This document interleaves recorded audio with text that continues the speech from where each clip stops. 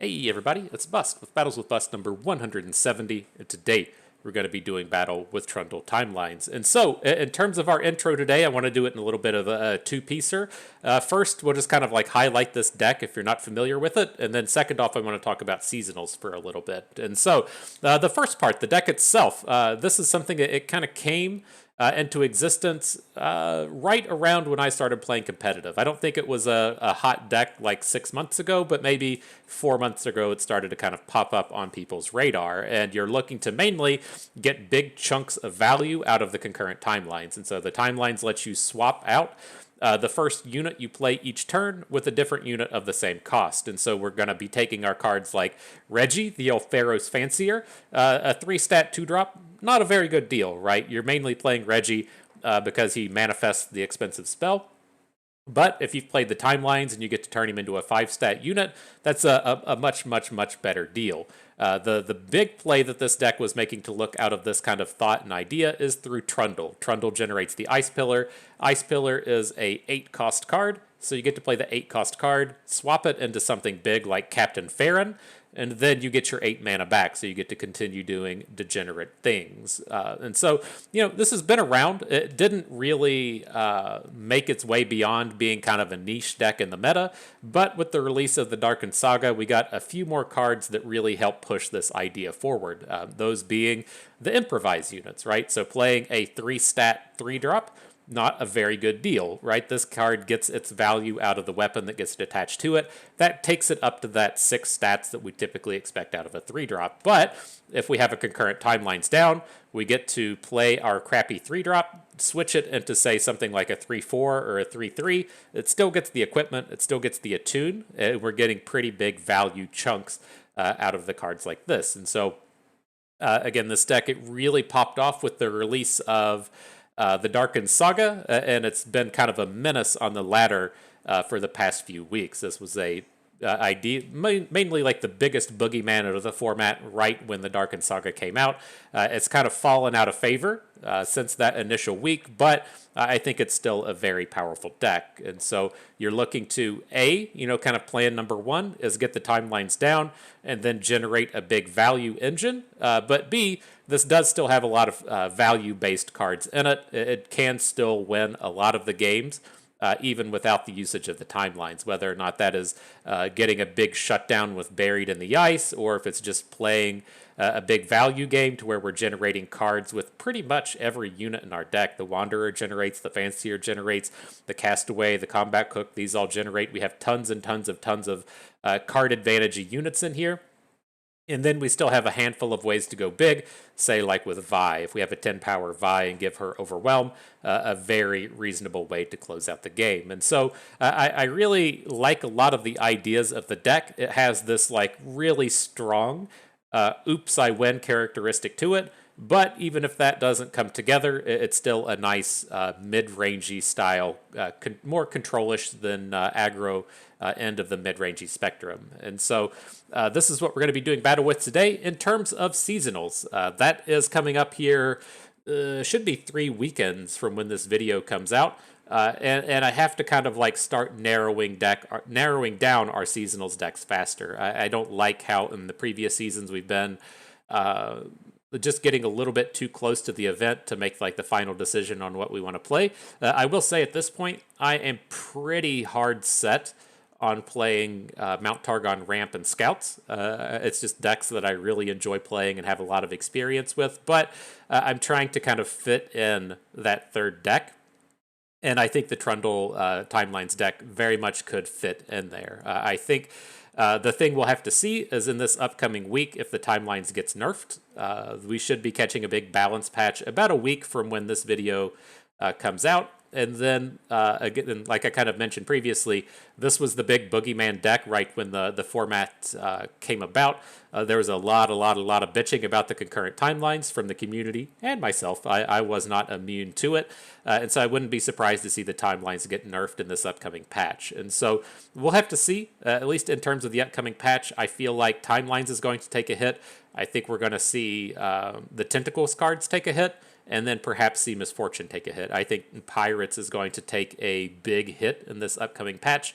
And so we'll just have to kind of like wait and see. I don't feel like the timelines is immune from a nerf, and so I don't want to get like super invested in this, but I am kind of like keeping in my head that this does have a fair amount of potential if we land in kind of a mid-rangey format with no pirates in it, and we don't have to ban pirates, and we can ban opponent's control deck that goes a little bit over top of this, or if we're looking to just beat up on their control decks with Mount Targon, you know, we can kind of make some of those decisions. But I do want to start going ahead and getting reps in with this deck, as it is something that I look to potentially take to seasonals. And so seasonals kind of crept up on us last week. I'm focused now. I know when it is. It's like we have a patch in 2 weeks. We have the last chance, a patch in a week, last chance gauntlet in 2 weeks, and then seasonals 3 weekends from now. So it's about I think it's the 8th of October when seasonals is. We can pull it up on the thing. I'm about to switch to the gameplay anyways, and so I had to come back in here, remember it real hard, right? So seasonals is October the 8th. The last chance gauntlet is the previous week, and then the new set will come out on like the 12th or so, the 10th or the 12th or so of October. But all right, the Trundle timelines. This is the exact same version of the list that we took to battle in the gauntlet over the weekend. We played a triple Freylord lineup over the weekend. We managed to take down the victory, and we can continue forth. See if we can't have some of these big plays coming out of here. So this is the stuff you like to see, right? We're really looking to have the concurrent timelines within every single starting hand. I am more than willing to hard mulligan for the timelines every time. So if we pick up an opener and it doesn't have a timelines in it, I'm going to mulligan everything away. I don't care if we have a Mystic Shot. I don't care if we have a Reggie. Doesn't matter what's in our hand. If the timelines isn't there, we're just going to take the full mulligan. But all right, here comes the fun. feels good to drop that.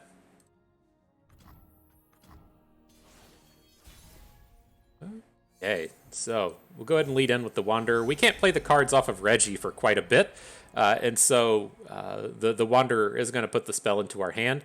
And check this, we got the Stony Suppressor in here. I'm pretty on board with dropping the Suppressor. It's going to really get in the way of opponent trying to play stuns and play concussive palms and play homecomings and such. So if this does no more combat the rest of the way, I think we'll be reasonably happy with it. Pretty happy with just the Stony Suppressor in general in this format. We played a bit of it in our previous video, and I was quite happy with the results. All right, we'll take the Scout Rate, look for a bigger unit here. I think we're going to be in with the Weirding Stones. Catching up the piece of ramp isn't super important, but I think this is the best unit here. If our opponent wasn't like locked and loaded with the Blade Slam, whatever that card is called, Blade's Edge, then I would go with the Marksman. But picking up a ramp unit here is it's pretty cool. I did the mathematics on if it was cool, and it was. Indeed. Indeed, it was pretty cool. I wish we got our scout weapon onto a little bit stronger of a unit, but I think this is okay. And now, I'm not entirely opposed to dropping the Aloof Travelers this turn. One of the more important cards we'll look to take out of this opposing deck is the Mountain Hillock, whatever that 5-mana search up your Yasuo thing is called. It's just the only thing we ever really lose to in the Yasuo decks is the Hillock, and so if we get the opportunity just to spike it out early, then I'll be fairly pleased with that.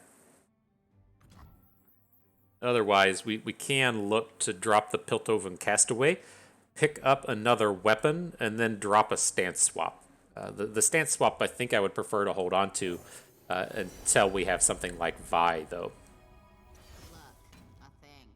All right. Bit Yone. Nothing wrong with the 4/4 Fearsome Fury.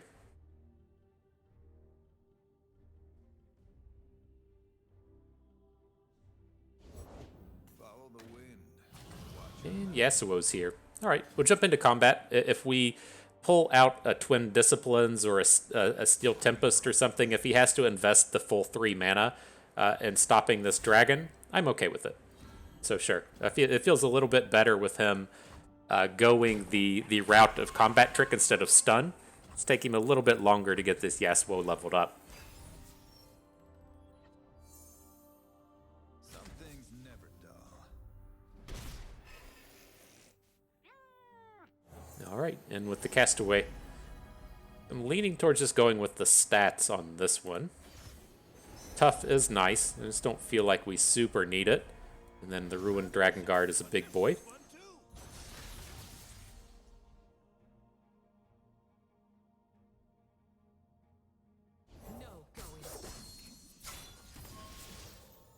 Big boy can't block, though. it's a sad day for him. We could look to potentially block with the Weirding Stones this turn, but I mean, I think we're getting built up to a pretty nice Buried in the Ice if we just want to look to deal with this for one more turn.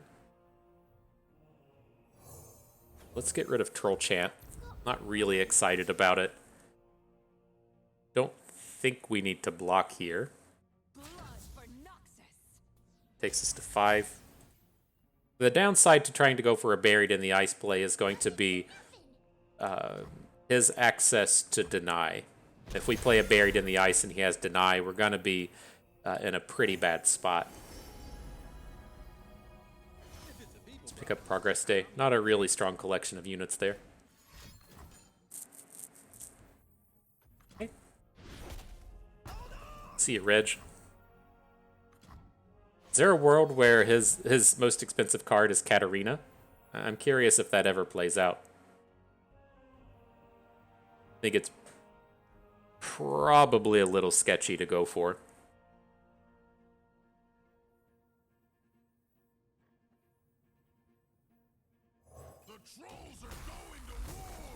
Alright, well, let's just try and get built up for a big turn 8. We can still do some blocking here if we need to.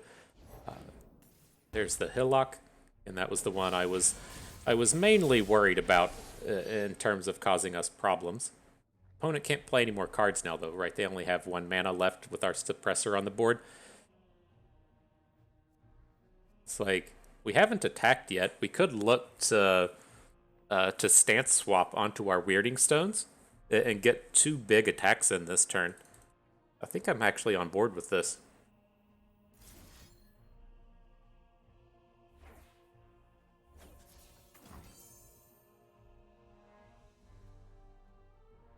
You can stun the strongest enemy.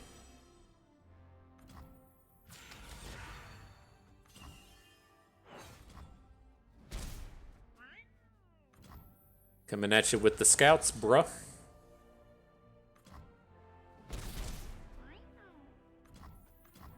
Right, so now it's like if he comes down and like taps out for Katarina, and then we just get to drop a big Ithit Stairs or something, it all looks pretty promising to me. Not worried about the Trundle stun. He can still survive a 3 damage hit from She Who Wanders if he needs to.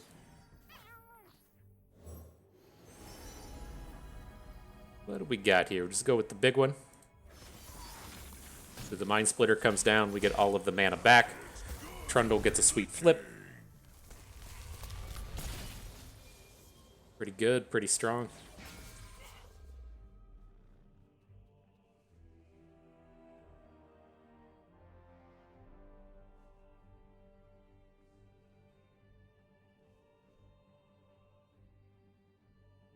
So, I mean, there is a little to worry about here. Like a Concussive Palm into Trundle would be a little sad. I would be a little unhappy with that, but he comes in with Katarina. So, if we do want to play the Ithit Stairs for 3 damage, right? It's going to kill his Sentry, it's going to kill Katarina, the Suppressor, the Dragon Guard, and then our big dragon. I don't think I'm super amped about that.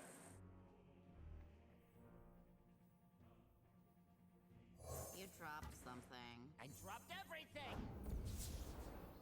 Just took out a Concussive Palm. Oh, he played... Oh, no, he drew the Yasuo off of a Hillock. Okay, I was like, whoa, you just...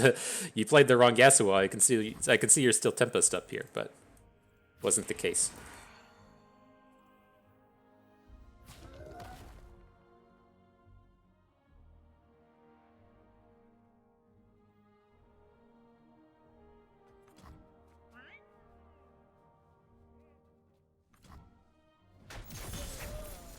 Alright, and I suspect he's gonna Blade's Edge down our Weirding Stones now.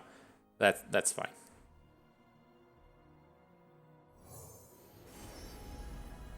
A good fight's the spice of life. Garlic works in a pinch.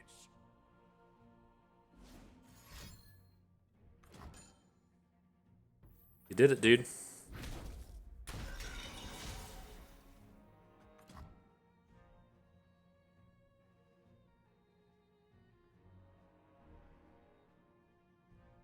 All right, so the thing I'm going to be looking to do here is we're going to bring an open attack. We have a hook into Yasuo if we want. He's going to have to, like, do some stuff this turn, right? He can Steel Tempest something, whatever, but we're looking to get him to just heavily invest in this board, and then we're going to go for the Buried in the Ice at the stairs combo. I just don't want to drop the Buried in the Ice into a deny. So we're presenting lethal now. That's always cool. Get ready for a beatdown.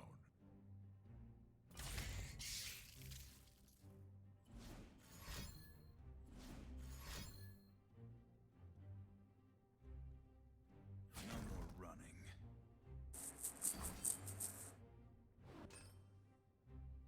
Okay.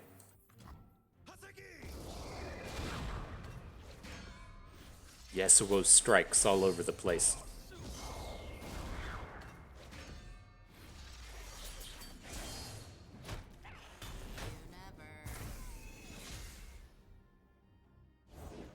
No going back.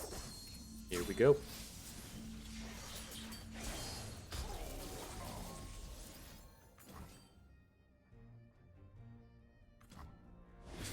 Now hopefully this is enough. We have a nice bit of follow-up in the next turn for this. You can deny the At the Stairs ability, but seems like we're getting pretty reasonably far ahead here. Messed up as Katarina's, but we'll see. Let the bloodshed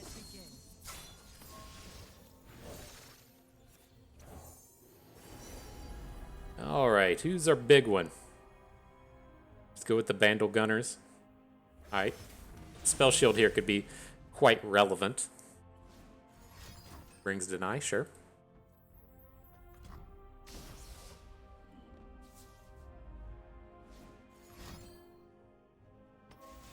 You got it. This might hurt.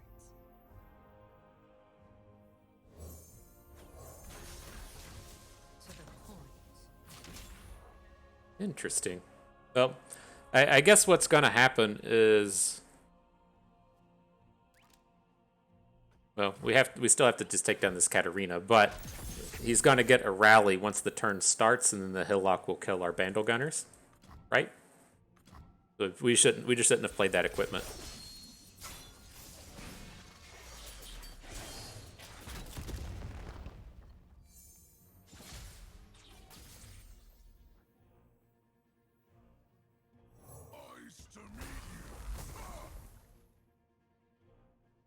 All right, Trundle, you got to help us recover, bro.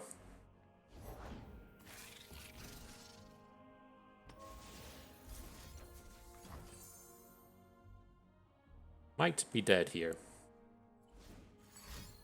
Yep. All right, GG. Oof. Sucks losing to the Yasuo deck. I like to talk a lot of trash about Yasuo. And I know it's not the greatest of matchups in the world, but when a game goes that long, and with how many decisions we made in there, I feel like we probably did something wrong along the way. And that's exactly what I'm talking about and wanting to kind of get a lot more reps in before seasonals. I just gotta... I always find myself, like, being okay with playing, like, Scouts or Pirates and playing something, but it's like, I still don't feel like I've put in enough reps with the decks by the time that we actually get there. And so that's why I'm wanting to be kind of like this far out and just being like, okay, well, if I can get an extra 3 or 4 games in each day with one of these decks I plan to take to seasonals, that should really add up before the event gets here. So again, I know that this deck, it's probably going to catch a nerf to the timelines, but if it's not that bad, or if it's something minor, whatever,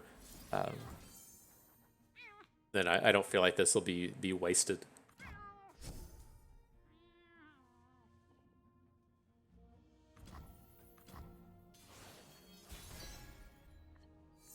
All right, bring in the booms from the get-go, though. Get that boom baboon in here. Drop the Stony Suppressor against the Nami deck. Feels good. Feels good. I'm not opposed to bringing Stony Suppressors to seasonals. You get shit like that going down. It's like maybe we don't play timelines and we just play a bunch of Stony Suppressor decks. You can't fit the Aurelian Soul into the Stony Suppressor deck, but I feel like we had a very similar play in our video yesterday to where we dropped in a Stony Suppressor and then the opponent just immediately conceded. It's so good against so much, though. Like, Ezreal Kennen just folds to it. Nami has a lot of trouble with it. There's a lot of decks. You usually don't just outright win with the Stony Suppressor, right? But if you're playing against Ezreal Kennen and you shut off like 2 of the Kennen beams and then they have to play a 5-mana recall or something, you've done so much work for so little investment that it doesn't necessarily just like outright win the game, but it does cause significant amount of problems for them in terms of tempo and having their game plan work at the pacing they're expecting it to work and everything. Quite strong. All right, man, I wonder what we're up against. I just saw like our opening hand and it didn't have timelines, so I mulliganed everything. I saw the factions as Freylord Targon, and I was like, hell yeah, we're playing up against Mount Targon Ramp.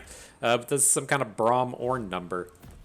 I guess we'll see what we're in for, but I don't feel like we're going to see a Mount Targon, and that is ultimately what makes me sad. That's what brings the sadness to old FTP Bust.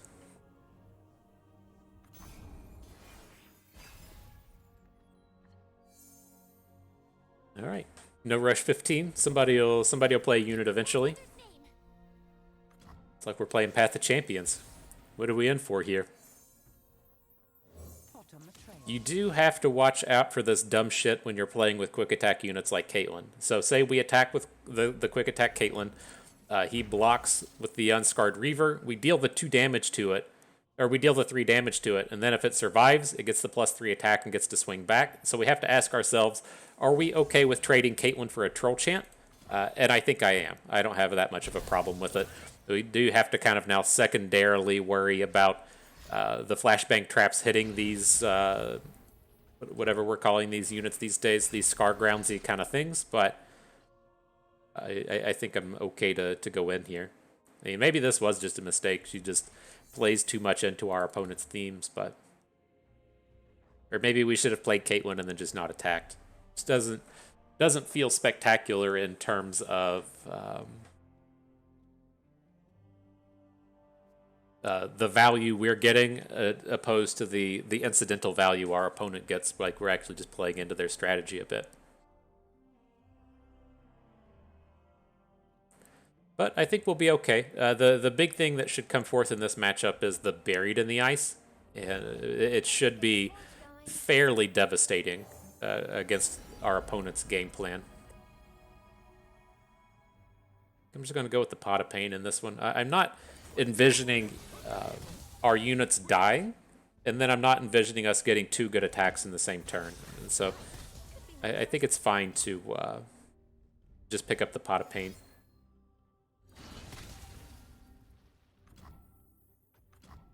He's going for the 1 big boy. That's fine. I mean, we can just sit here and go back and forth adding giant units to the board, and then we'll eventually just play Buried in the Ice and kill him, right? It's like I'm not upset to just add stats, and then go LOL Buried in the Ice.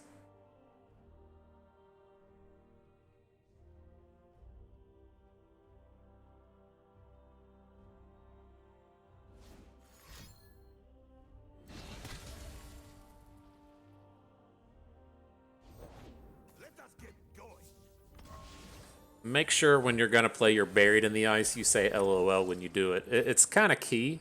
It is one of the the focal points of the strategy.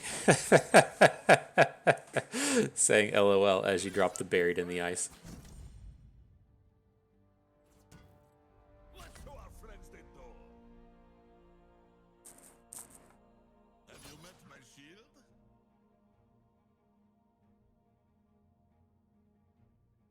So I'm going to give this a little bit more time. I am going to look to play, like, I don't care about this combat, whatever.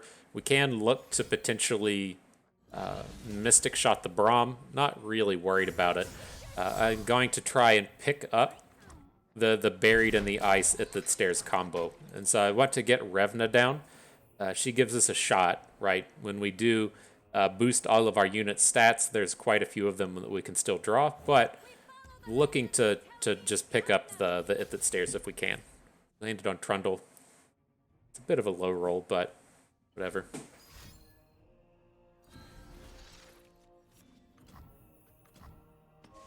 It is easy, see?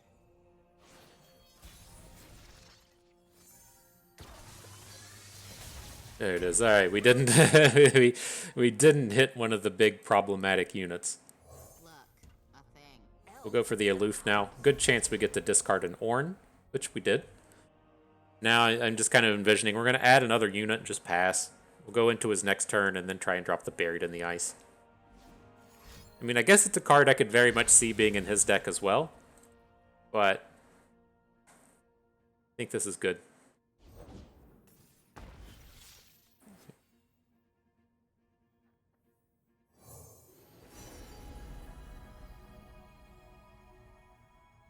Kind of like the defensive nature of the Pan of Pain.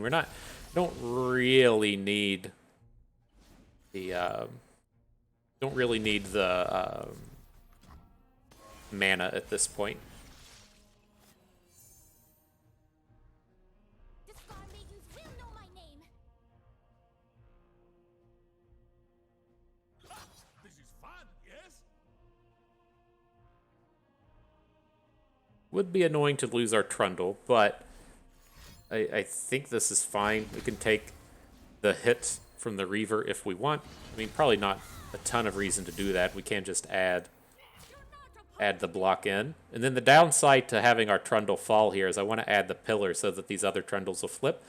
He needs to see you play the pillar, right? So we can't add a pillar and then play a different Trundle. So let's see if we can't get him to survive here.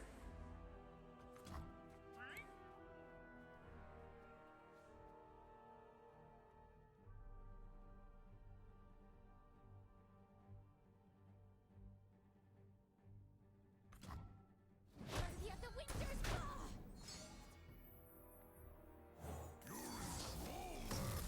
Claw. All right, pillar activated. It's good to be the king, bro. Doing big Trundle stuff.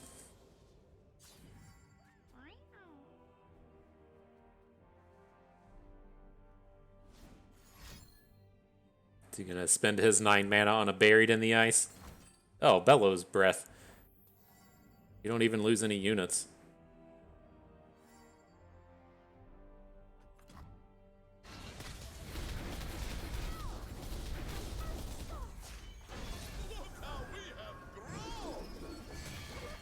All right, his Braum is flipped. His game plan activated. Let's go. See if we can't bring in an open attack for the kill.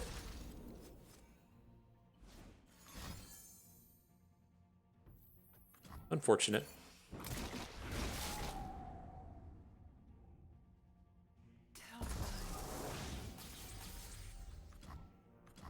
Alright, we still have the mana to add in a Combat Cook and a Trundle. Hopefully that's a little bit more than opponent can bring.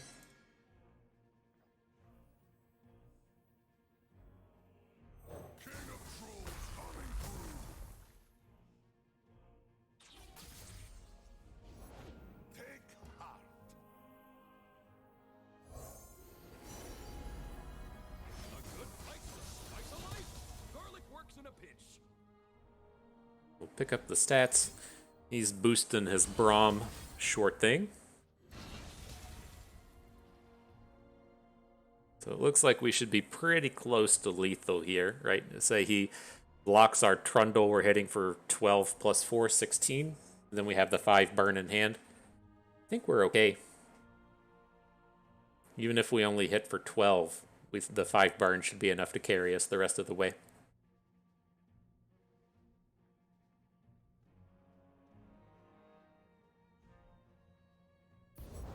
I will tell you of Orn. Lefty Lucy. Nobody has vulnerable, right? We don't get to use the pillar. Okay. You'll ruin the work. Stand behind Brom. Cool.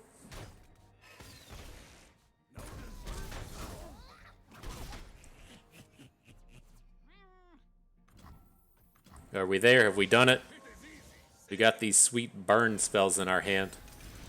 One can dream that it's enough.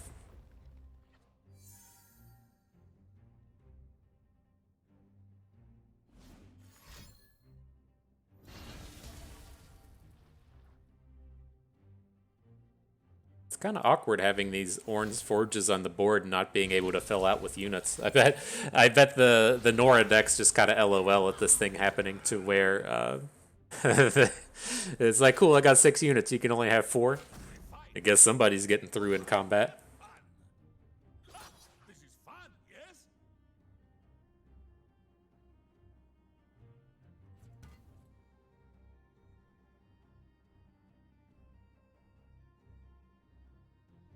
It's a really sweet nombo with these Brahms as well.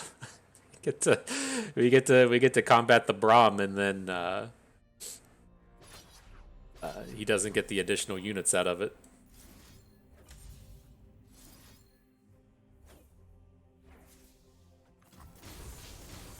All right, let's see where that gets us. If it's not enough, we can still say like 3 Sisters down as Brahm, or more realistically, we'll go into our next turn. We'll attack with We'll attack with our big Overwhelms and Trundle, and then try and hit a 3 Sisters for the removal. We did just give up our Pot of Pain with opponent at 1. That's a little worrisome, but I think we're okay.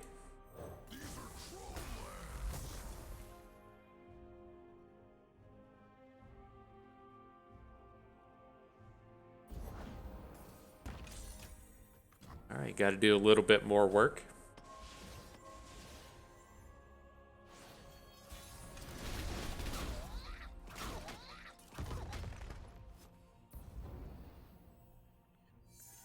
And an Urchin. And so here's what we're going to do. I'm going to play an Urchin and discard the Pan of Pain. We'll see if we can't pick up a Timelines. We didn't. We can try it one more time, but then we wouldn't be able to activate it. And so we can switch over to Ice Pillars now. These are going to put vulnerables onto his dudes. We can hook 2 dudes out of combat. He's going to have these 2 Orange Forges on the board. I feel like we're going to be able to get around this at some point. We can even overwrite our Ice Pillars. We don't really need to, but we can overwrite them with damage-based units.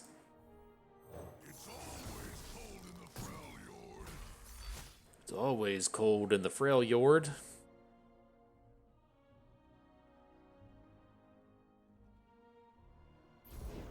I made this hammer. It was so good I named it Hammer.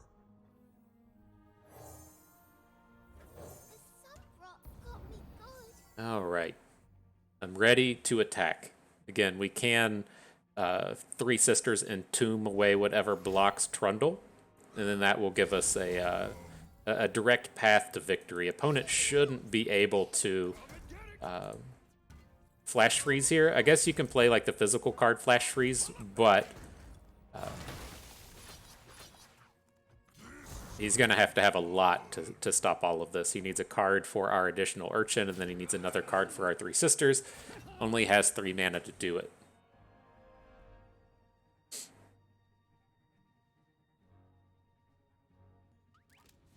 Sprinkle a little bit of that.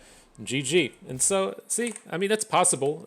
You know, we were playing against a fairly off-meta deck there, but we had a lot of value throughout the entirety of the game. And it's not impossible to win these games without the timelines. It's just much, much, much more powerful if you hit it. Okay, next battle. What you got for us here, little Nami Twisted Fate? Maybe we'll drop one of those turn 2 Stony Suppressors and our opponent will just quit again. Maybe, maybe. Well, it is going to be another battle without the turn 1 timelines unless we immediately draw it. I'm not entirely certain what the mathematics on getting 9 draws up to the first turn and hitting. I know that's not exactly how it works, but if you're going to look at your first 4 cards, throw them all back if they aren't timelines, draw another 4 cards, and then you draw your 1 card for the turn, that's 9. So it should be 9 divided by 40, right? That's the way statistics work.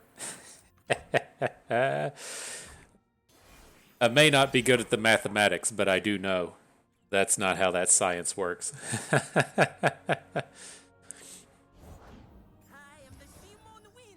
All right, let's just go ahead and get this out of here. We gotta spend some mana at some point. Get this dum-dum off of the board. He does start to count towards their spell mana usage, right? So if the Shimon Wind goes to hand, opponent spends 2 spell mana to draw the card, and then they get to rebank the 2 more spell mana. It does play into their themes, but I'm really just trying to not overbank here. This seems worthwhile.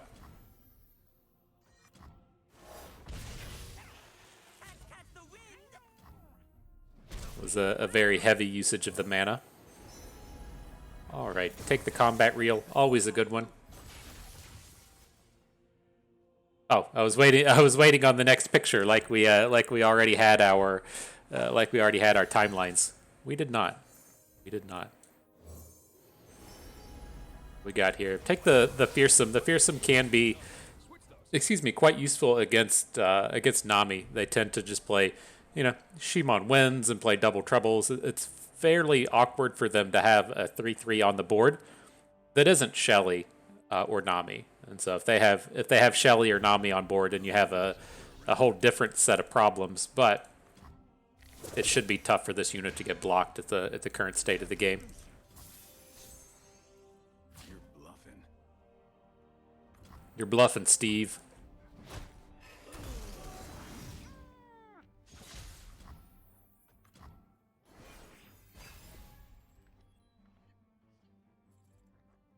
Right, timelines just are not in the cards today.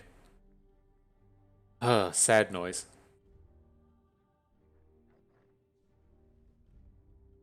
This is where I start to worry a little bit against a deck like this, in that they play stuff like Homecoming. And if we're going to go like timelines on 1 into a 2, a 3, a 4, a 5, a 6, it tends to be pretty okay if we have the timelines, right? We're going to have... Our units are probably just bigger than their units, and so they're not going to have a lot of opportunities to actually come in and make trades. But without the timelines and our units being kind of small, opponent getting like a stun plus a trade with Steve, and then if they get to say block with Nami and then twist and then homecoming a unit away, we have just lots of opportunities for opponent just getting like a humongous tempo play, right? So if we play another unit here, probably Trundle, and then opponent says, cool, I'm going to Ionian Tellstones into Homecoming and then just bounce back one of your 5 drops. Just such a huge tempo play for them that it's often quite challenging to recover from. How do we feel about this beam? If we just drop a 7 mana beam onto Nami, I don't think we can do that. That's a little aggressive. I'll discard the other Vi out of our hand, get another unit on board. It's just like if we spend all 7 mana onto Nami and he plays Deny, we're going to be so fucked. And so at least this way we can play the Urchin. We can dig for something that isn't just a big dude. And now we can say try and beam Nami If he has the deny now, then he shouldn't have the means to stop our Vi. This angle also gets us up to 10 power on Vi, and so if he naturally has the homecoming, you know, I guess you've done it, but I think this deck usually doesn't play it anymore. They play concussive palms, but they don't play homecomings. They play tellstones. Let the tide carry you. Okay, that looks positive.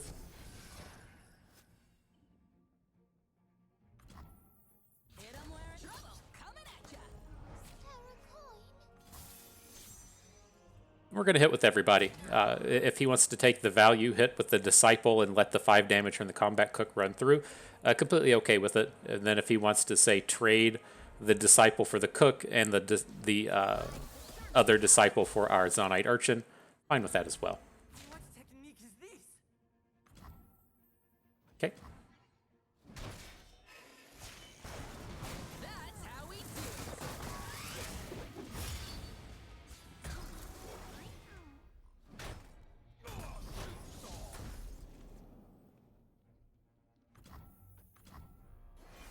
Need to get Vi some overwhelmed. She's ready to OTK all on her own.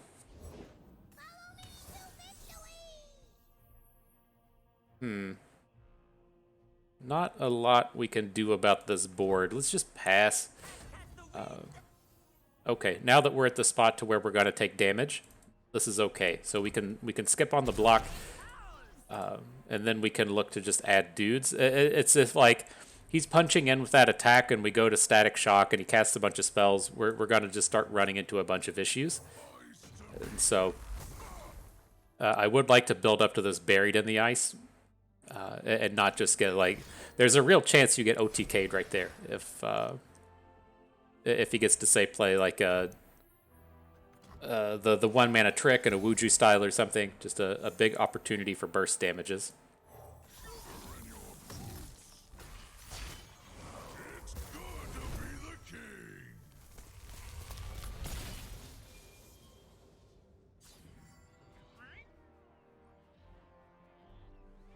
Okay, let's see how much mana they spend now. Buried in the Ice, not completely off the table.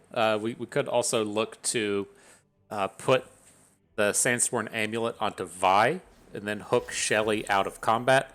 Ideally, opponent then would not have any 3-power attackers.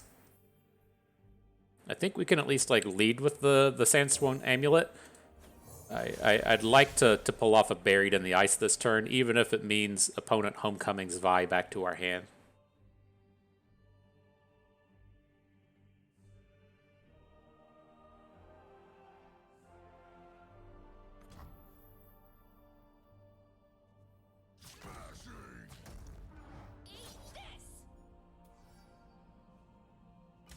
Oh, there we go. That's the way we wanted to do it, right?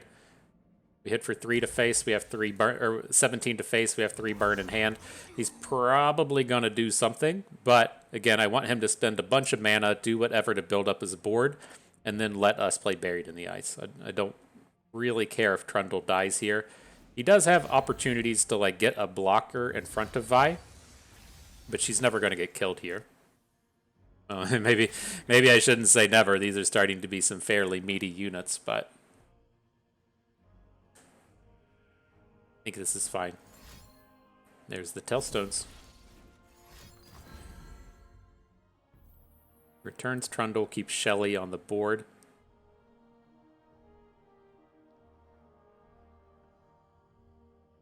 Okay.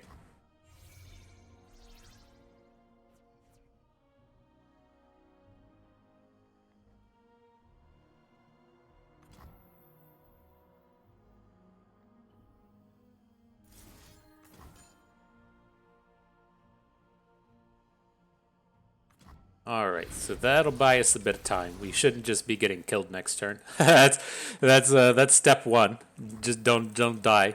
Dying is not how you win the game.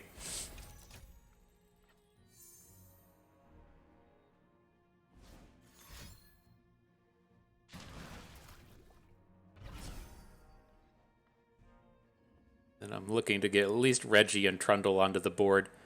Probably the combat reel as well. We're going to have to try and punch in damage next turn, and we don't have a a great board to be able to do it. These little dum-dums are going to start coming back.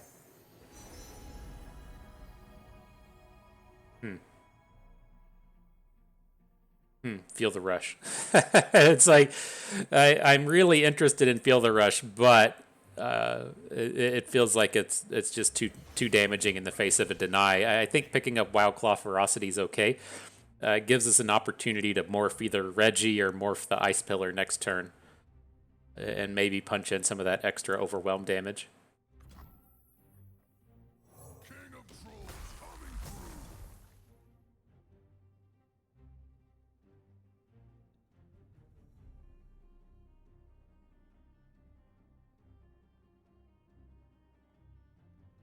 I think we want to get the combat reel down. Like, if we want to play the Wildclaw Ferocity, that's 6.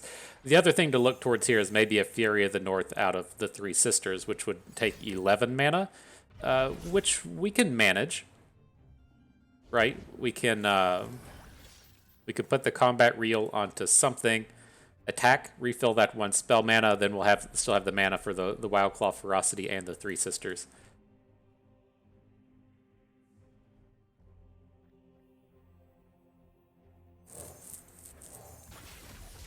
I guess we'll put it on Trundle. He's the one that already has Overwhelm.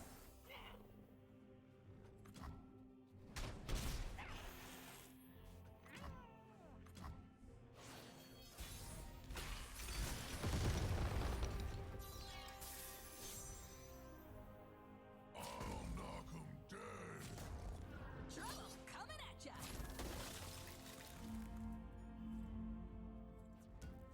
She kicks, huh? So we can bring one of these. Here comes our Wildclaw Ferocity onto the pillar.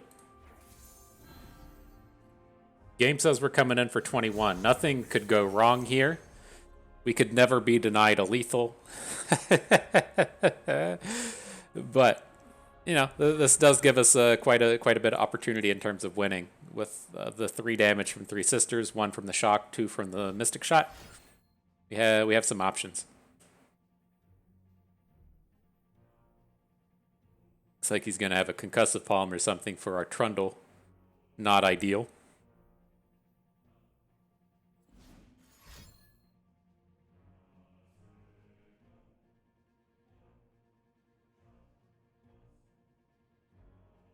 Not a Mystic Shot. Concussive Palm. Something to get that bro out of combat.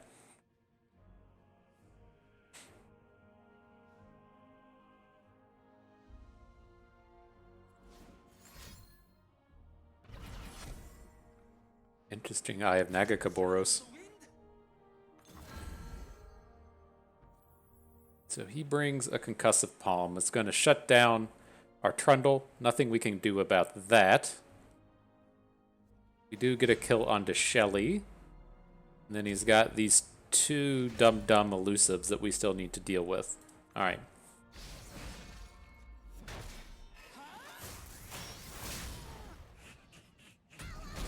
I feel like we're probably not going to be able to recover out of this one, but the thing I'm thinking now is, like, what if we get to drop a Mystic Shot? Right? Shelly's gone, so we don't have to worry about his units getting boosted. And then if he wants to come in and add more elusives to the board, we'll have a chance to bury it in the ice. And then if he's just going to straight up open attack on us, we do have the Three Sisters for a flash freeze. Oh my god, it's a concurrent timelines. We drew it. It's here. Only had to go almost halfway through our deck. I don't think we have a choice now, though. With the Shelly hitting the board, I think we just have to bury it in the ice and hope they don't have deny. Right? If he still gets to, say, attack, say he has no spells whatsoever, then we're still going to get lethaled. So let's drop it.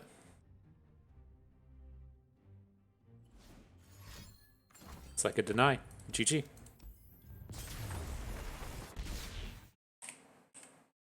On to the next one. Easy this time. It's such a change of pace. I don't know if you saw our previous video or not, but I was making mention of some of, like, the really weird lines you'll see people play Nami Twisted Fate take.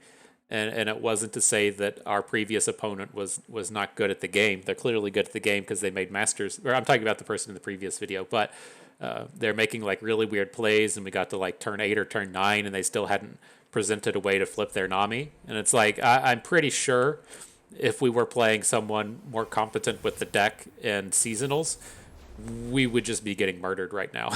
But we had a lot of opportunities for error and a chance to actually kind of come back into the games we didn't deserve. That opponent seemed a little bit more in tune, our previous opponent there, more in tune with how to handle the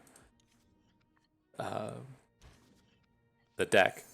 Now here, I have mentioned we will typically just hard mulligan for our concurrent timelines, not against this Gangplank deck. The big key thing to beating the Gangplank deck is making sure that you have something to do here in the early game to prevent them from leveling up their dude. And so I really wanted to hang onto this 1-drop Urchin for the event that our opponent was going to have a unit. Now here, they just have the complete have-it-alls. That's kind of whatever. He could have hit us to face. If he really wanted to, he could just send Parlay to face, but that's the idea and the key strategy to beating this deck is you have to prevent them from dealing damage to you as often as you can and not allow them to get their champions flipped. You weren't using it. Well, this has been a game. So not only do we have a turn 1 drop get parlayed off of the Shell Shocker, he's also hit our concurrent timelines. Okay. Okay. Gonna go with the Pot of Pain. It protects our castaway from their 1 damage pings. Keeps their dudes off the board a little bit. Oh boy. I guess he's sending our own medicine right back at us, huh? What a dumb game. I don't know what else to say about this one, except what a dumb game.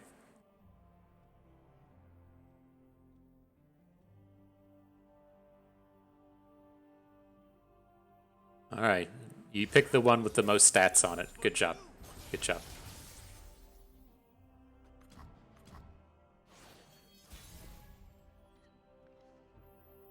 Okay, turn 4. Let's see what happens with the aloof. Can't really wait a turn since he could have the opportunity to open with Gangplank next turn, but in these spots you're ideally... Oh my god, he discarded Eye of Nagakaboros. What a game. What a game. Oh my god, this is a lottery ticket game. Have any of you figured out the proper thing to do to when these lottery ticket games happen? Should we be buying lottery tickets today? Given that our opponent has spent the most luck possible in the world, or has all of their luck been spent? Have they said, okay, well, I wasted all of my luck on the day on a stupid, meaningless game of Runeterra. It doesn't matter so much.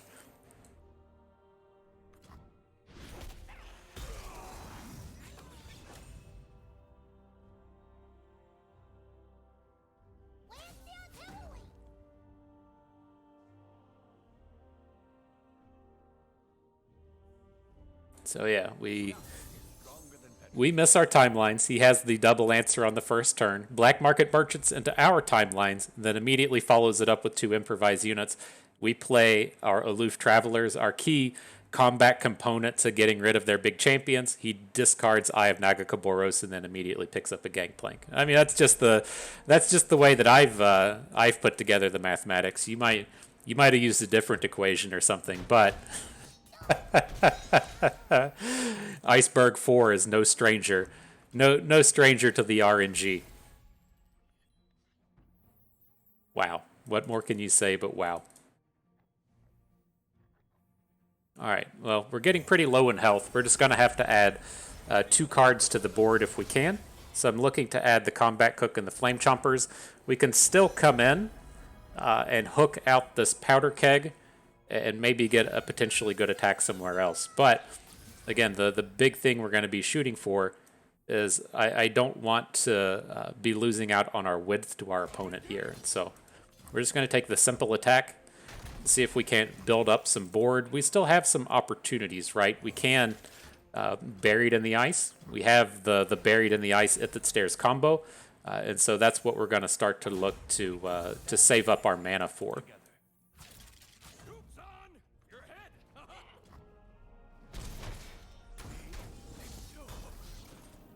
head. Okay, so now we can play Trundle here. That's going to put the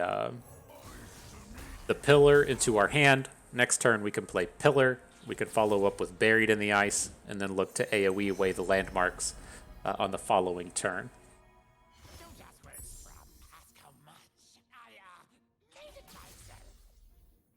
I think we're okay. Safety will cost you. Depends on what all he nabs out of our deck here. Oh, I can't wait to see what this brings. Can't wait. Cannot wait to see what Reggie has in store for us. Oh, man.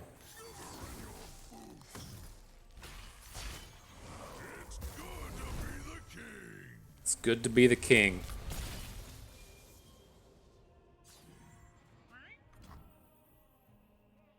He makes no play. Interesting. My worry starts to be at this point is like the way that we can end up losing this game is all through Sejuani, and then Sejuani getting a hook into our aloof travelers. Like I feel a lot safer. Maybe we just can't play the Ithid Stairs next turn. Let's just go with the Buried in the Ice now.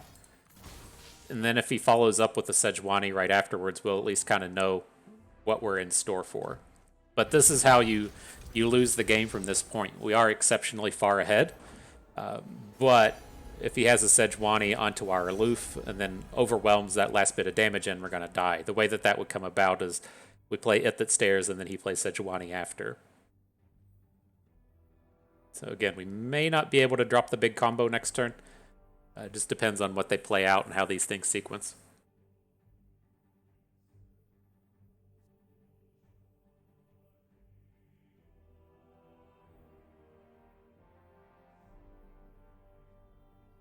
The actual more realistic line for next turn is going to be, oh cool, just an elusive. The more realistic line next turn is going to be a Vi into a Three Sisters.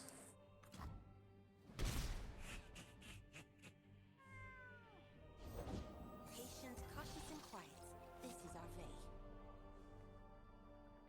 I live for those who do not. Sure. So I guess it's pretty realistic to assume that he doesn't have a Sejuani at this point, right? He's just converting over into this all elusives plan. So we have a couple of options here. We have Trundle Quake to stop most of it, or if he just comes in for an attack, we're going to have to Three Sisters.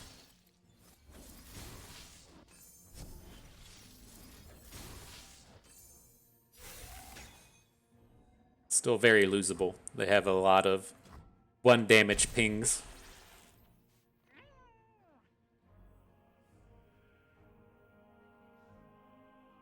Do we bring in Vi? Or would we rather just go for, say, like Reggie and Pot of Pain? We're just going to go into the next turn and play another Buried in the Ice. But I think we want to pick up the width. Just in case he has a... just in case he has like a second blocker after the fact.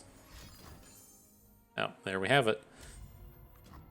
I don't know. I think we prevented every single point of damage we could prevent that game, but I don't know what you're supposed to do in that situation. Like, you can't get mad. You can't get mad when your opponent does that to you. You just gotta say fucking okay, man. Let me know how the Powerball goes tonight. Rank 69, nice. But that's I mean, come on. You gotta be kidding me when it sequences like that. But again, this is like, we've been getting punished by the Sejuani deck here recently. I don't know why it's so popular. It's currently the most popular deck in the game. I don't think it's particularly good. But, you know, having games like that are going to be unfortunate. And then, like I said, you got to... You have to come forth and just prevent every single point of damage that you can. You gotta stall the inevitable flips that they're going to be bringing of their champions and really push them into the later stages of the game. All right, another game, no timelines, up against the Lulu Poppy deck. We have to be able to get on board early and interact with their units just a little bit. We don't have to expect a lot, but if this is a game to where they're allowed to just kind of like unwaveringly add stats to the board, you're gonna get ran over. And so we have to be able to kind of like stop the Fleet Feather Tracker. We have to force them into making some kind of combat and not letting them get 3 or 4 units on the board before Poppy comes in. This is very good.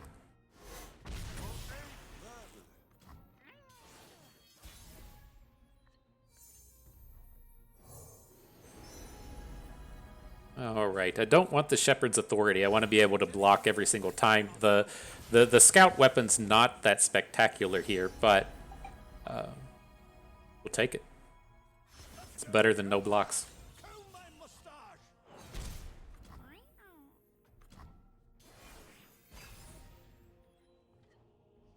Some Poppy coming at us. Broadwing. Okay, that's not as bad. So he can still drop Lulu. Having 3 mana back for a beam feels a little safe. Now picking up an AoE. Awesome day for progress, if you ask me. So do we ever just like let this combat happen? He's going to get a Broadwing up to 4. It's going to hook our Castaway. Yeah, I don't really like it.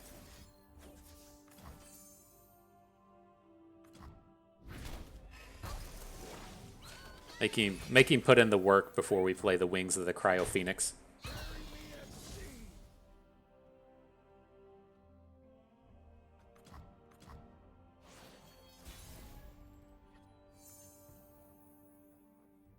So we can add the Cook, right? We'll still have the 7 mana for next turn. Looks good to me. Pick up a Pan of Pain so he'll survive it. Now I'm just going to start passing. Okay, that was created. I was like, whoa, did not expect a Tenor of Terror coming out of this thing. Okay, okay.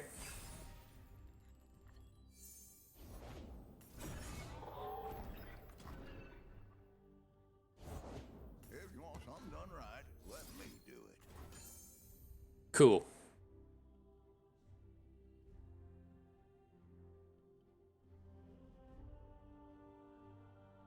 Right? Cool.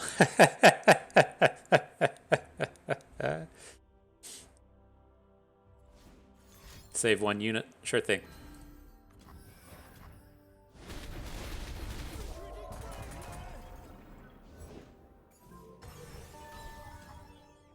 All right. Can punch in for 5. No blocks this round. I don't want to give up on the Combat Cook right now. But now that we get to kind of morph into Timelines plus Revna, we should be ready to just churn along. It's kind of tempting to drop an Aloof. Like at this stage, it's going to hit a Rally or a Poppy. It's going to hit one of his good cards, right? You dropped something. I dropped everything. We've equipped an ally, so we'll get a Scout Tough. And then the opponent discarded a Golden Aegis.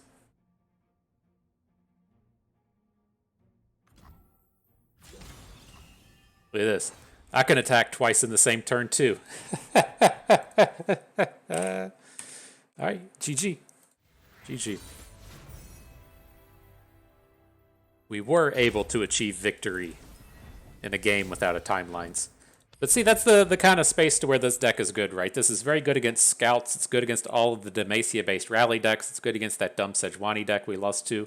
All of these kind of like mid-rangey strategies, the timelines is exceptional against. It's the other ends of the spectrum to where it's not good. It's not good against Pirates, and then it's not good against a lot of the control decks of the format. And so, really just shooting for that kind of mid-ground.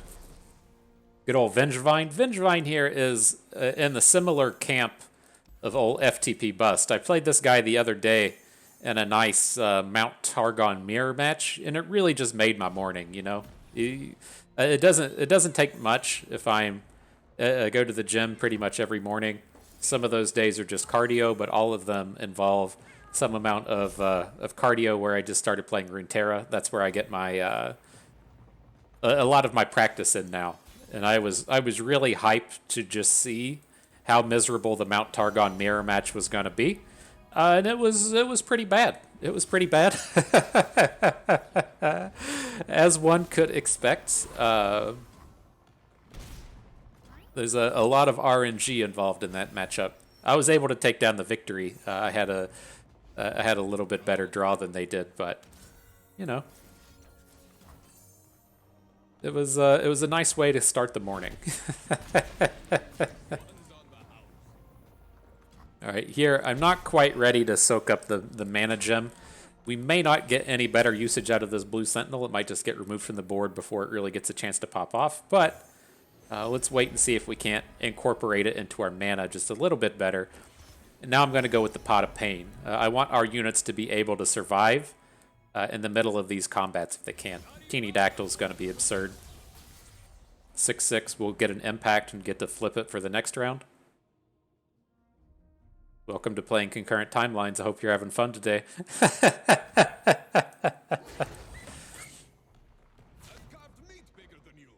All right. So now the blue sentinel's going to die. We'll be able to drop Revna next turn. We did get this nice meaty chunk of damage in with the Teeny Dactyl as well. So if we hadn't attacked with our 2/3, then we would have just been guaranteed to lose it. It's not the kind of guarantee I want.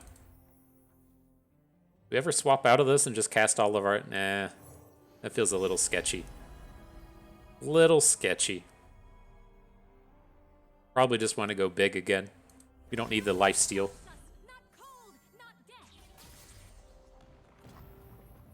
Alright, Mount Targon, what you got for us? Hit Vi. Okay. No complaints there. No complaints. So how do we want to handle this? I'm looking to add Vi. Probably want to give her Overwhelm, but it's going to depend on what opponent adds to the board. Let's just start off with this meaty Tavern Keeper and see where we go from here. Take the quick attack.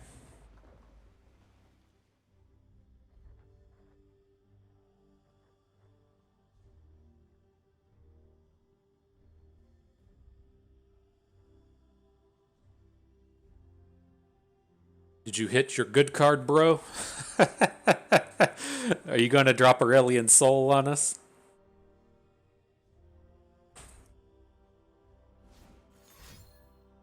Harsh Winds. Interesting. Oh. Oh. I see what you're about.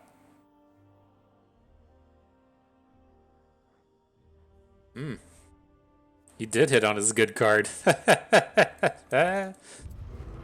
All right. Well. We could have gotten out of that a little bit. We could have troll chanted to keep our Vi around, but that's gonna be enough. GG. I love that feeling, man, from his side of the board. Not when it happens to you. I like to be the one doing that. So all right, GG. On to the next one. Battle number 8.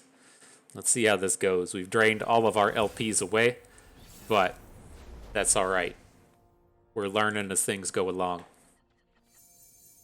All right, so we hit the timelines this round. Let's maintain the good curve for this. I'm just going to go ahead and get rid of the Urchin. Hang on to Reggie. See if we can't pick up a 3-drop along the way. We did. Make up for one of the previous timelines by picking up a second one here. Very useful to hit your second timelines.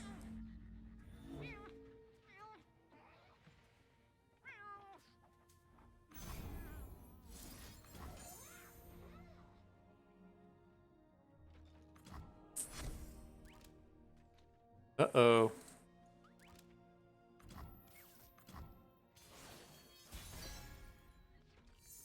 Alright, Reg. What you got for us? Not the greatest collection of cards. Probably just want to go with the Give It All. We do have some opportunities to just make all of our units absurd with Give It All.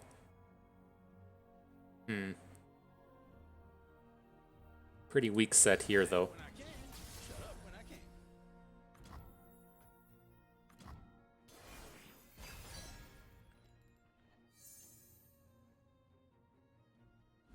I think the important thing to note was the previous Nami deck we were playing was the Ionia version, which has the things like Deny in it. Now we're up against the Shadow Isles version, which typically plays things like Give It All, Go Hard, whatever that thing is called. Go Hard. This is Give It All in our hand. Go Hard is the Go Hard is the 1 damage burn spell.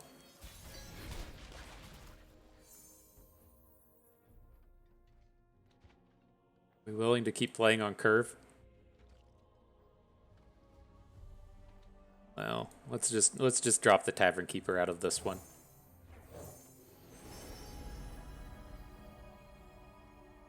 This'll take the chill off. Maybe we'll get a Mystic Shot on something interesting this round. I doubt it. We're probably more realistically looking to save the 5 mana to try and spike Nami with, but we'll see what happens. Adventure calls. A form without mercy. He's going Yeti mode, huh? He says, "Give me them enraged Yetis up on top." All right. Are we lethal yet? We picked up the elusive for our Give It All.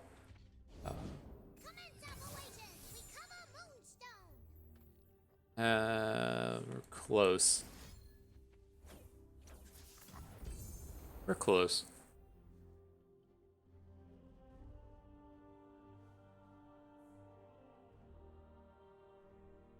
Potential for trouble here against Shelly. The Ionia decks would have things like Wuju style to potentially protect here.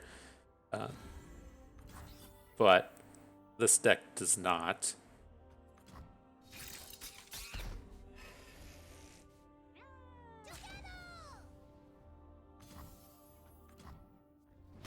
So if I remember this right, grow all allies' power and health to the highest power and health amongst your allies, and they all get all the keywords. So as it stands, all of our units would become 6/5 elusive impact quick attackers, with the elusive 6 attack being the big thing. But it's a little scary in that if we go for this play next turn, and then I think if he has a Vengeance next turn, it's not that bad. Like a Vengeance onto Esmuth. 4, 5, 6. We'll have 9 mana next turn.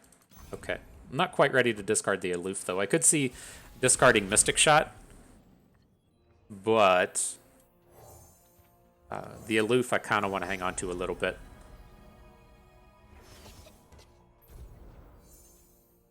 Alright, let's see how absurd this can be. Let us do the cool stuff, bro. Let us do it. KDA time. He's got 6 mana. I'm bringing emotes. Stopping to read it. Look at that. 6/5 bros with all the stats. Oh, this is going to be lame, isn't it? He does recognize the need to stop Esmuth, but we do still have a pretty powerful crew on board. He's going to take 4 impact and lose 3 units, looks like. Oh, he actually can't block any of these. Oh, he can block 1. He has... Oh, he got some fearsome blockers down here. Okay. Okay. That was going to be pretty sweet, though, wasn't it? You must agree that was going to be pretty sweet.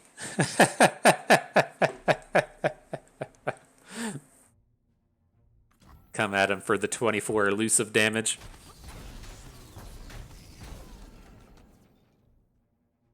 I know why you all are here.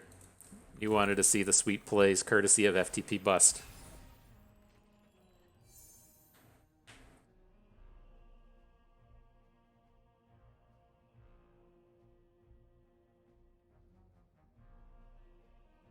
Wanna hang out? I think we gotta... Oh my god, he just keeps jamming his claws into my leg. It's nothing new. Oh, this dumbass cat does this every day. He's thinking about hanging out.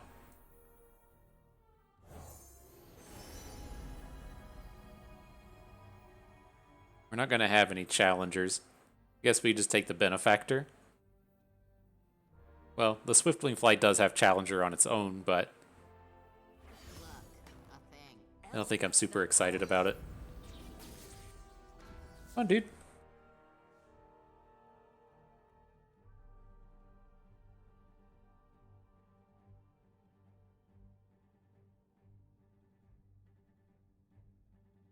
Can't remember if this deck plays the Ruination or not. That's what would the scary thing would be. It's like I'm kind of envisioning this buried in the ice play on the next turn. But if he has the Ruination to shut it down, we're going to be fairly fucked. Maybe the right idea here was to take the Challenger, and then if he puts a larger unit on the board, we could look to have just hooked it and taken it down, or taken it out of the combat, and then tried to get the win in with our Fearsomes. Oh my god, you were the most incompetent cat. Oh my god. Come on, dude.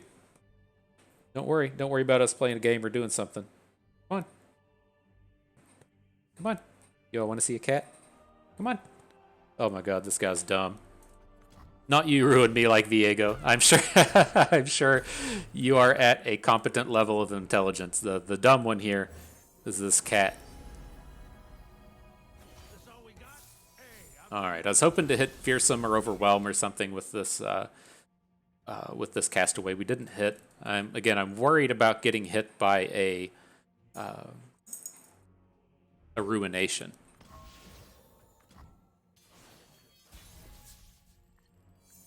You can't even really. I think it's okay now. Okay-ish. Like this isn't a strong buried in the ice combo.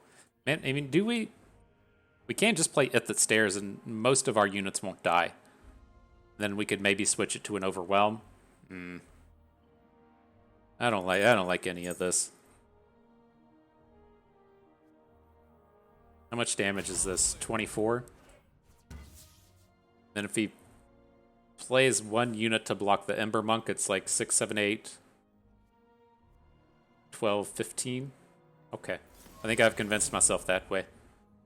We're still probably going to be a little bit short, but it's a good opportunity here.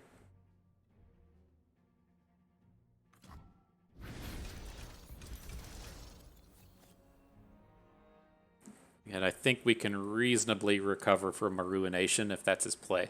Otherwise, he has to have like a 3-power unit and have a Vengeance or something along those lines. A cheap play and a Vengeance, a way to stop our Ember Monk.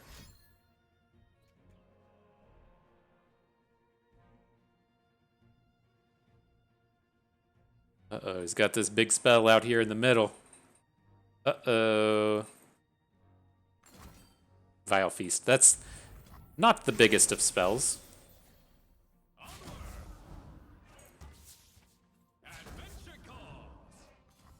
Alright, let's send it in little to big. This has to be a Vengeance onto the Ember Monk, right?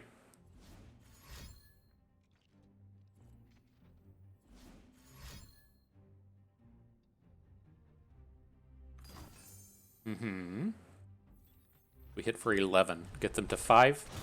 Alright, we're close. He won't get to add anything this turn, then he's gonna have to do something next turn, whether or not that is like open with the Ruination. It looks like a decent place for a Ruination, right? Since your units are kind of safe for the round. But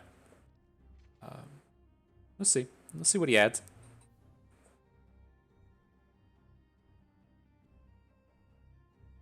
This is the dumbest cat. Not the dumbest cat in the world. His mom's a little bit dumber, but in case you needed to see this little guy on the internet. He sure is not smart. But you are a delightful little fella, I'll give you that. What do we got? I don't know what the best one is here, but I know that I've never played Naga Kaboros, and I'm gonna go for it. So Naga Kaboros before me. I'm curious what they do with this in terms of the tentacles. They have to do something with the tentacles to where you can't just play them in Pirates and you can't play them in Scouts, but they still have some tie back to Alawi and the Tentacles theme. And so I'm curious if they start doing things to where you have to say, like, behold a tentacle or behold an Alawi for some of the effects to pop off at the cheap price. It's kind of interesting. Also, I'm curious if they say, like,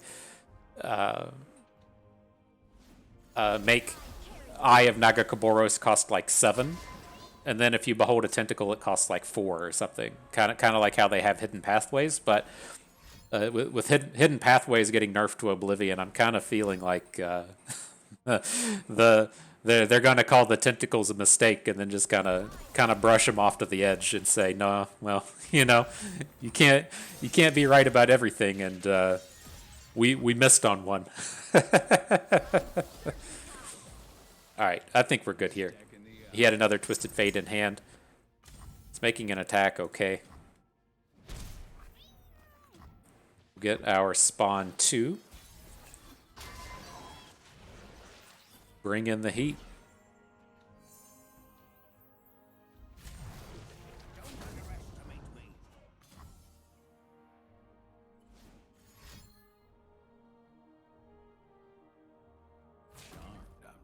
Uh-oh. He's got a card lined up. What are you bringing? Did that do anything? No, we're still lethal. All right, GG. So, not a bad set of games. I knew that Nagakaboros could get the job done for us, but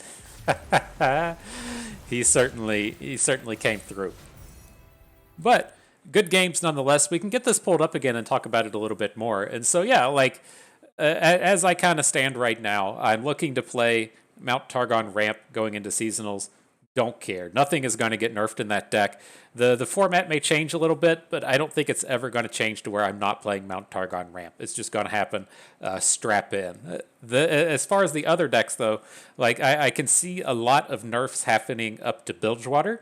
I think the tentacle cards are just too strong as it is. I was curious if this was the kind of thing that would happen to where you play a card like Tentacle Slam and just a random deck, or you play a card like Riptide, whatever the 6-cost one thing is, and just a random deck. The cards were too good, right? And so Riot is going to have to come in and either nerf them into oblivion or rework them to fit more in with the Tentacles theme. And so go back, unnerf Alawi a little bit, put some of the power back into Alawi, and then tone down these tentacles to where they need to behold a tentacle or they need to behold an Alawi or have something on theme that isn't, LOL, I'm playing Pirates and I have all these tentacle cards in my deck. And so, like, I suspect that that's going to happen. I do suspect Concurrent Timelines is probably going to have something happen to it. Now, whether or not Concurrent Timelines gets nerfed into oblivion or they just make it cost like 2 or 3 mana, the time with that we'll have to tell. But I think even with the Concurrent Timelines being nerfed to 2 mana, that the deck is still reasonably strong. And it's something that we would really consider bringing to Seasonals. It's just, if you, like, I think it's just kind of nice to be able to bring a lineup that I feel really strong with against, like, the mid-gamey matchups, right? And then we can look to just ban Pirates and then tune to be good against the expensive stuff. And this is another one of the decks that kind of, like, really fits in with that theme, as to where it's too slow to be good against Pirates. It's really good against all of the mid-gamey stuff, but then it struggles against the control decky kind of things. And so to come in and have these additions, right? We're playing 3 Aloof Travelers from this past gauntlet, right? We just planned on banning Pirates, so we brought the full Aloof Travelers package. Doing things like this can be done to give you a little bit more edge against the control deck matchups. And so I want to, get some more games with get more games in with this, and get it a little bit more on our radar. And so I'm curious as to what happens. There's nothing new and exciting in this deck. I don't have an innovative list. I don't have a lot of strong ideas happening here with this, but I think the idea is good, and we'll try to innovate a little bit after the new patch comes. But if it's a new deck to you, I hope it was an eye-opening experience. And then if it is something that you're familiar with, I hope we had some good games for you to enjoy and some good thoughts on the upcoming seasonals, the upcoming patch notes. And so that will do it for us today. Hope everyone enjoyed the video. I hope your opponents were not as lucky as ours. Hope you learned a thing or two along the way and had a good time watching. This is Bust to me. Thank you for being here.